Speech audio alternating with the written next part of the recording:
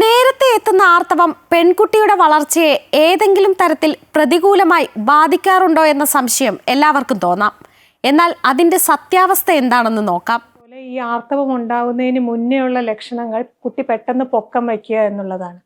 അപ്പോൾ നേരത്തെ ആർത്തവം വരുന്ന കുഞ്ഞുങ്ങൾ നേരത്തെ തന്നെ പെട്ടെന്ന് പൊക്കം വയ്ക്കും. അപ്പോൾ എല്ലിൻ്റെ വളർച്ച കൂടുന്നതായിട്ടാണ് കാണുന്നത്. അതായത് ഇപ്പം 7 വയസ്സിൽ ഈ ചേഞ്ചസ് വരുന്ന ഒരു കുട്ടിയുടെ എല്ലിൻ്റെ വളർച്ച ഒരു 9 10 ഒക്കെ ആയിരിക്കും, അല്ലെങ്കിൽ ചിലപ്പോൾ 11 വയസ്സായിരിക്കും. പെൺകുട്ടികൾ സാധാരണഗതിയിൽ 13-14 വയസ്സ് വരെയാണ് പൊക്കം വയ്ക്കാറുള്ളത്.